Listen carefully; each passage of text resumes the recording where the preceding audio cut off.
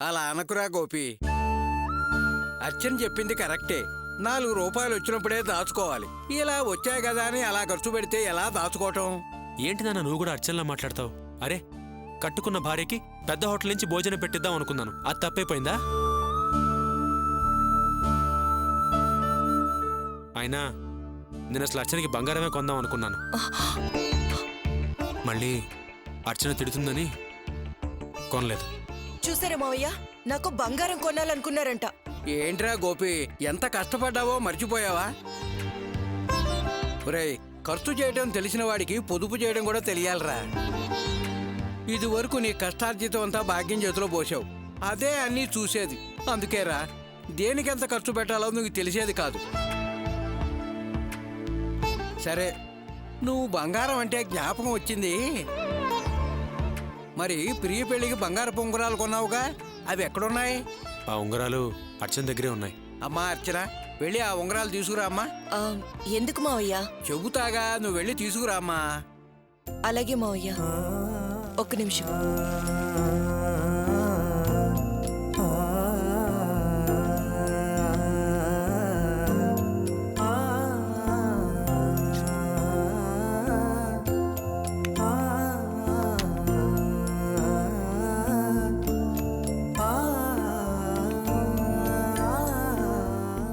ఇదిగోండి ఇలా మావయ్య. అయ్యమ్మా. గోపి, ఉంగరాలు బ్రహ్మాండంగా ఉన్నాయిరా. ఈ ఊరికే ఇంట్లో ఉంటాం ఎందుకురా? ఇదిగో, ఇది తీసుకుని అర్చన వెలుగు తొడుగు. ఏంటి ఇప్పుడా? యారా, పెళ్ళైన తర్వాత ఉంగరం తొడగకూడదా? తీసుకో, పట్టుకో ముందు. అమ్మా, నువ్వు కూడా ఈ ఉంగరం వాడి వేలికి తొడుగు. మావయ్య, నేను ఆయనకి. ఎందుకమ్మా సిగ్గుపడతావు? పర్వాలేదు, తీసుకుని తొడుగు. తొడుగమ్మా. రై, అమ్మాయి వేలికి తొడుగు. తొడగరా.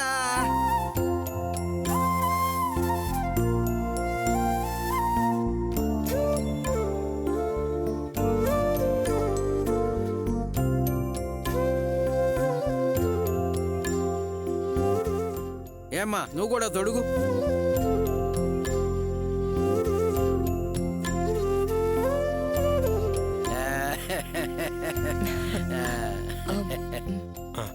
నానా, మా ఇద్దరిని ఆశీర్వదించు. నిండు నూరేళ్లు చల్లగా వర్ధిల్లండి.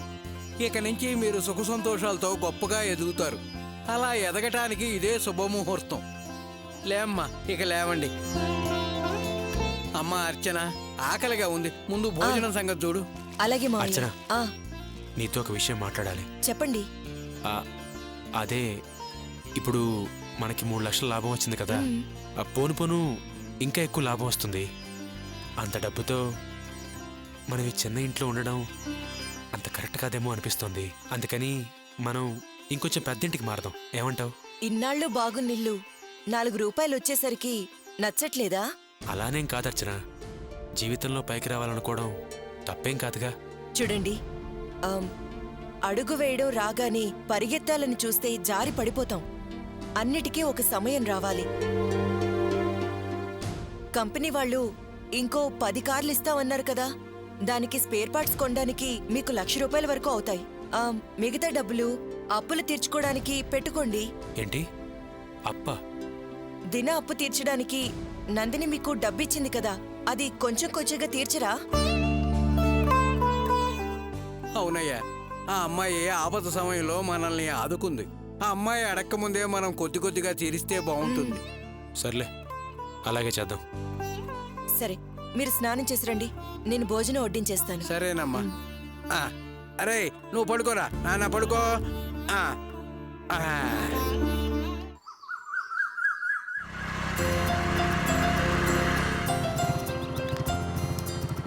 ఆకాష్, దా పదండి.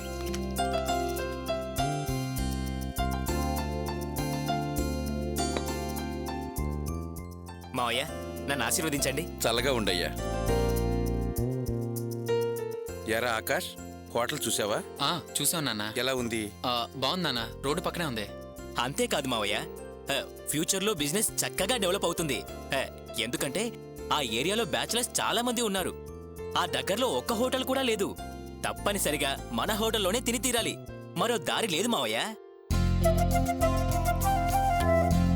సంతోషం అల్లుడు గారు.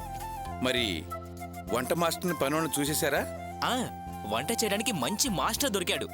పని చేయడానికి మన ఏరియా మనుషుల్నే చూస్తాను. ఎలాగోలా మీ దయ వల్ల, ఆకాష్ కోఆపరేషన్ వల్ల మంచి బిజినెస్ ప్రారంభించబోతున్నాను. అవును నాన్న, మా వారు వ్యాపారం చేసి పైకి రాబోతున్నారు. దానికి కారణం మీరు, తమ్ముడు. మీ ఇద్దరికి థ్యాంక్స్. థ్యాంక్స్ వాళ్ళిద్దరికి మాత్రమే చెప్తే సరిపోదు. డబ్బివ్వడానికి రాణి అంగీకరించడం వల్లే మీ నాన్న సరే అన్నారు. ఇప్పుడు డబ్బు మొత్తం మీదైంది. థ్యాంక్స్ రాణికి చెప్పు. ఏంటత్తయ్య మీరు? వదిన నాకు థ్యాంక్స్ చెప్పడం ఏంటి? అంత గొప్ప పని నేనేం చేయలేదు. అమ్మ రాణి, నేను కూడా నా ఆరోగ్యం బాగోనప్పుడు, నా ఉద్యోగం పోయినప్పుడు నీ గురించి తప్పుగా అనుకున్నాను. వాటన్నిటికీ నువ్వే కారణమన్నాను. అవేం మనసులో పెట్టుకోబాకమ్మా. ఏంటి మావయ్య అలా అంటారు? వయసులో పెద్దవారు. మీరేవన్నా నాకు బాధలేదు. అరే ఆకాష్, ఆ ఫోన్ అందుకో.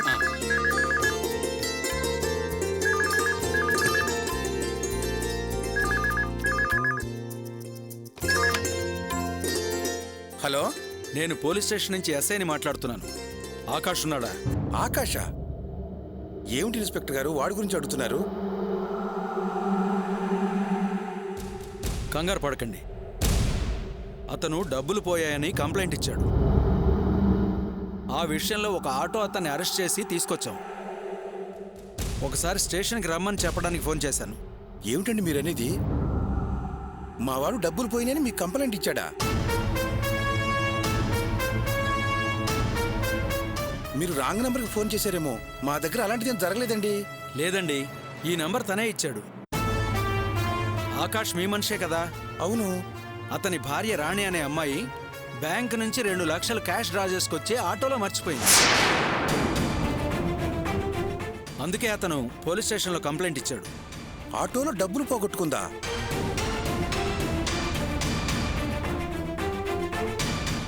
నానా ఆ ఫోన్ ఎలా ఇవ్వండి. హలో, ఎవరు? ఆకాషా? అవునండి, ఆకాష్ని మాట్లాడుతున్నాను. మీరు వెంటనే ఒకసారి స్టేషన్కి రండి. Okay sir. ఎరా, నీ పెళ్ళం 2 లక్షల రూపాయలు ఆటోలో మర్చిపోయిందా?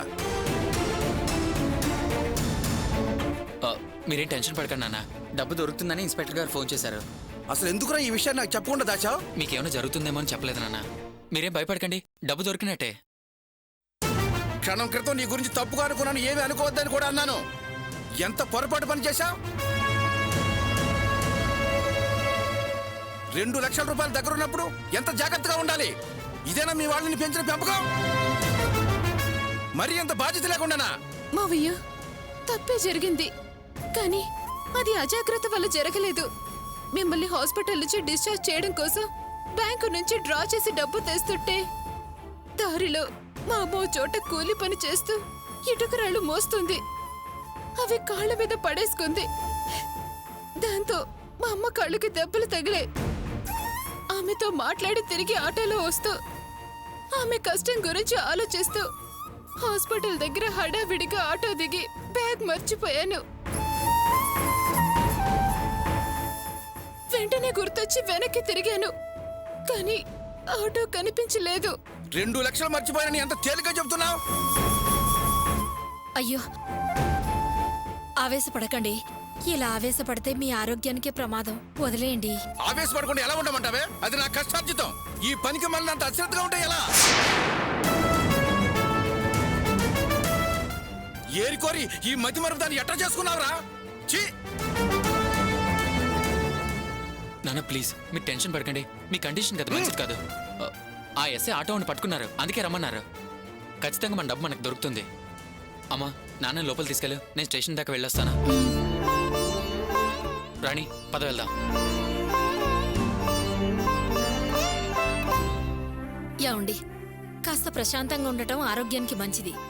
ఆటోవాడు దొరికాడుగా, డబ్బెలాగూ దొరుకుతుంది. నువ్వేమో నాకు నీతులు చెప్పొద్దు, తప్పగా.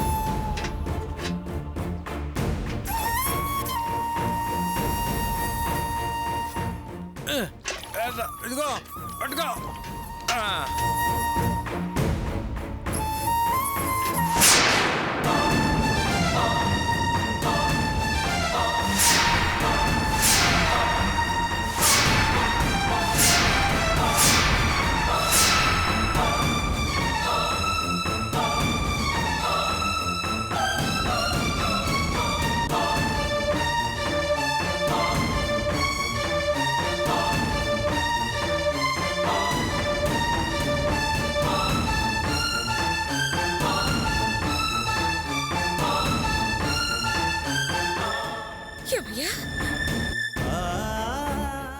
అయ్యయ్యో, ఏంటయ్యా ఇది? నువ్వు ఇలాంటి చండాలు పనిచేసి డబ్బులు తెచ్చిచ్చావా? చచ్చా, ప్రతిసారి ఏం పని చేస్తున్నావయ్యా, ఏం పని చేస్తున్నావయ్యా అని అడిగితే ఏదో ఒకటి చెప్పి దాటేశావు. ఇందుకా? అయ్యో భగవంతుడా, ఏనాడు ఏ పని చేయని ఇన్ని చివరికి ఈ పనిలోకి దించావా? ఏమయ్యా, నువ్వు ఇలాంటి పని చేయటం మన రాణి మామగారు చూస్తే కన్న కూతురి జీవితం ఏమవుతుందోనని ఒక్కసారి ఆలోచించావా? ఎందుకయ్యా ఇలాంటి పని చేస్తున్నావు? చెయ్యమండ్రా. రంగయ్య, ఎక్కడికి వెళ్తున్నావు? మాణిక్యం, ముందు దాన్ని ఎక్కడి నుంచి వెళ్ళమని చెప్పు. దాని మొహం చూడదలుచుకోలేదు, దాంతో మాట్లాడదలుచుకోలేదు. ముందు వెళ్ళమను. ఏమయ్యా, నా ముఖం చూడవా, నాతో మాట్లాడవా? నేనేం పాపం చేశానయ్యా? వాడినింటికి రానిచ్చానని నువ్వు అలిగి బయటికి వెళ్ళిపోయావు. వాడి బుద్ధి మారాలని వాడి గుడికి తీసుకెళ్తే అనుకోకుండా అక్కడ రేవతి కనిపించింది. ఒరే, రేవతి దగ్గర నీ తప్పులు ఒప్పుకోరా, మనసు మార్చుకుని మనిషిలా బ్రతకరా అని 4 మంచి మాటలు చెబితే వాడి కోపం వచ్చింది. రేవతి వాణ్ణి గోపి బావంత బుద్ధిమంతుడివి కాలేకపోయినా కనీసం కొంచెమైనా బుద్ధి తెచ్చుకో, అప్పుడు నీతో కాపురం చేయడం గురించి ఆలోచిస్తాను అని వాసుగాడితో అంది. నా మాటలకి, రేవతి అన్న మాటలకి వాడు అలిగి ఇంట్లో నుంచి వెళ్ళిపోయాడు. వాణ్ణి వెతుక్కుంటూ నేనొస్తుంటే నువ్విలా కనపడ్డావు. అసలు నేనేం పాపం చేశానని నాకు ఈ ఒంటరి బతుకు? చెప్పవయ్యా. మాణిక్యం, ఇదెవరో నాకు తెలీదు.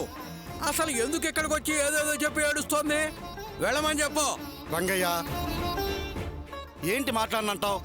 నిన్న పరిస్థితుల్లో చూసి తను బాధపడి ఏడుస్తుంది, నువ్వు మాట్లాడినంటావే?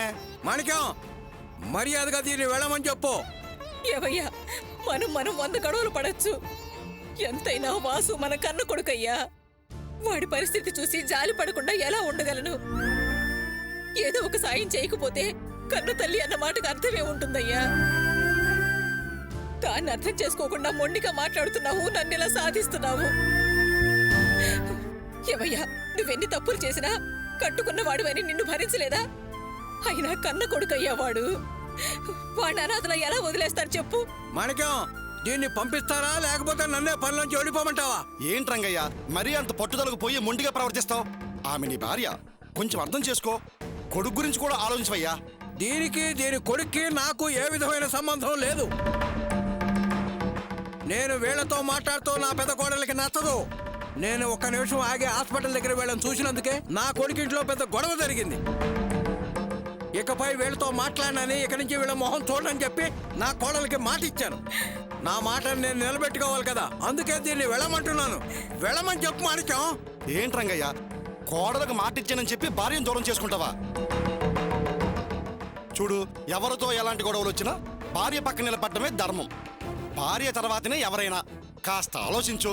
లేదు మాణిక్యం, నా విషయంలో నాకందరికన్నా నా కోడలే ముఖ్యం. ఈ పాపాత్మురాల్ని వెళ్ళమని చెప్పు.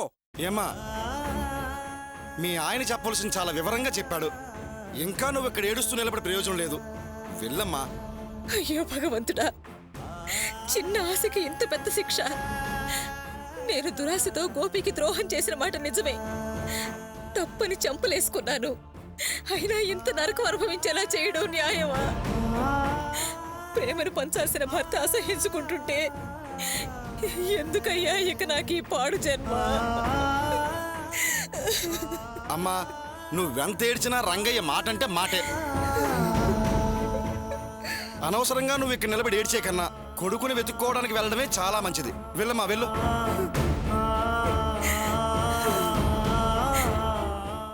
రా రంగయ్య, పని మొదలు పెడదాం రా.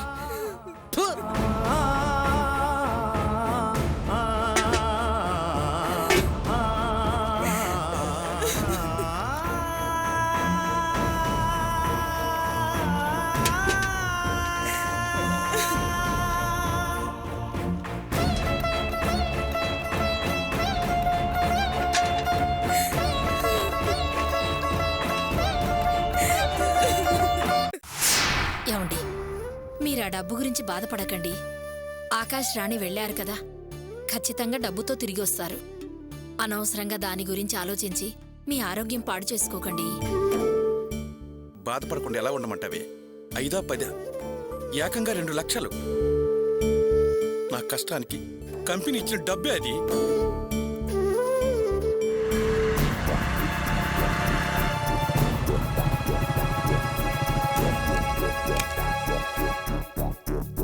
ఆకాష్, భయంగా ఉంది. పర్లేదురా.